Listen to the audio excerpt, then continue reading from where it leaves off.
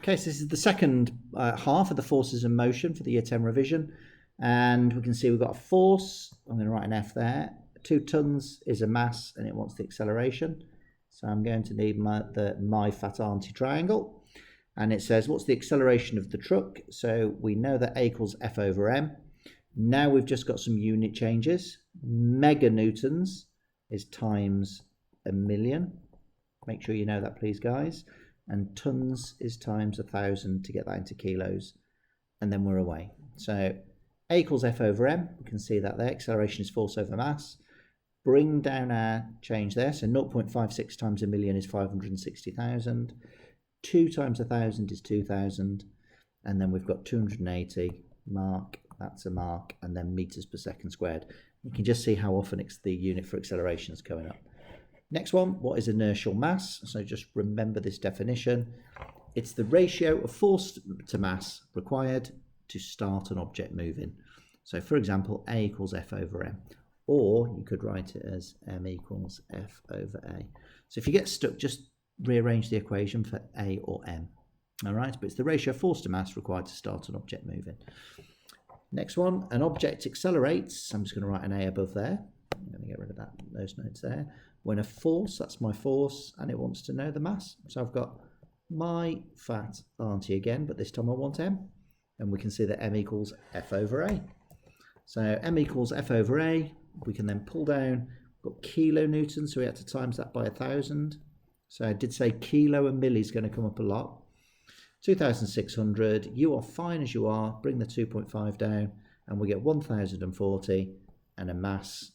For physics, we want kilograms. So mark for the equation, mark for the answer, mark for the unit. Okay, the next part, we've now got some momentum stuff. But however, this does not need the momentum equation, but I could explain this with momentum.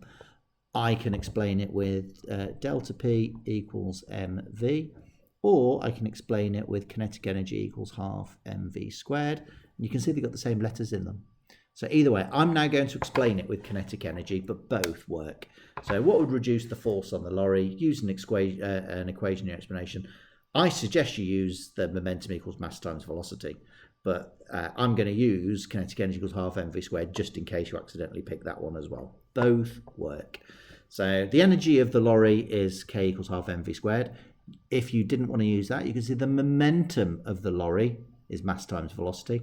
Same thing. So therefore, decreasing the mass or decreasing the velocity works. And there you go. It's nice and easy, that one. The next one is a really tricky question. So it says, calculate the time taken. So I'm just going to put a T there. The mass of the lorry is 10,000 kilograms, and it was moving at 15 meters per second. So I've got a velocity there. And the force on the wall was this. This is a multi-step calculation. So I've got to use magic, puking vampires first to work out the momentum, and then that's going to be fed down into frogs, puke, tarantulas. Oh, my frog's rubbish. Let's get a proper F. There we go.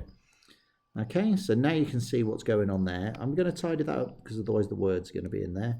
So magic, puking, vampire first, and then frogs, puke, tarantulas next to work out that. So we're going to work out delta P, then we're going to use that in that equation, and here we go.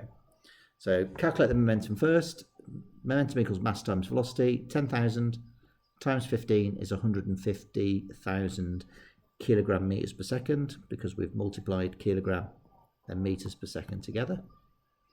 The next part now is we're going to pull that down, and the time equals the momentum divided by the force. And we can see that there. Pull down my 150,000. This is in kilonewtons, so I had to times it by 1,000, 375,000 newtons, and we can see that the time is 0.4 seconds. Really, really tricky question there. Next part, draw a label diagram to show how centripetal force and instantaneous velocity keep the Earth orbiting the sun. That's really mean, because it's saying, do you know that the centripetal force is gravity? Once we've got that, we're ready to draw it. So I'm just going to draw the sun, the Earth. Let's draw a circle going around. So now I can have, boom, that's gravity, or the centripetal force. make sure it goes into the middle. So I'm going to delete that. I tend to mark the center of the object and then with a ruler pull it straight to the center. Okay, so I'm now going to label that because it doesn't want the gravity, but I'm going to label that as the centripetal force. Okay, the next part then is instantaneous velocity. The Earth's got momentum. It's got inertia. It wants to keep moving in a straight line. That's the instantaneous velocity. Those two arrows, you can imagine that arrow going that way, added to that arrow going that way, dash, dash, dash, dash, dash, dash, makes it want to go in that direction. And that's why that then gives us the orbital velocity. So if you just know centripetal force goes towards the center of the bigger object, instantaneous velocity keeps it going, and then orbital velocity. So I'll do it that way. Centripetal force, instantaneous velocity, orbital velocity. Get stuck on that, give me a shout. Okay, next part. You can see how often this is going to come up. Car's travelling at 22 meters per second. It applies the brakes and decelerates and comes to a stop. So the final speed is V and it started at U. We've got a deceleration, so that's minus 1.4. Now the question, because it tells you a deceleration, you should just know that it's a minus number, and it says what's the distance. We've got x again, so we've got our favourite v squared minus u squared. So v squared minus u squared equals 2ax. That 2 in the a are going to go and live under there. We're going to divide both sides by 2a. Left with that, x equals v squared minus u squared. What makes it tricky is just the idea of that stop. So that's 0 squared, its final speed, it stopped. It started at 22 squared, divided by 2 lots of minus 1.4. We're then left with minus 484 divided by minus 2.8. Those two minuses will cancel, and we've got 172.9 meters. So that's that. What is the difference between speed and velocity? So we've got to say speed is a scalar, velocity is a vector quantity, and the next part is velocity is speed with a given direction. And I think that's the end of the force topic. Yes, it is. I hope that helps.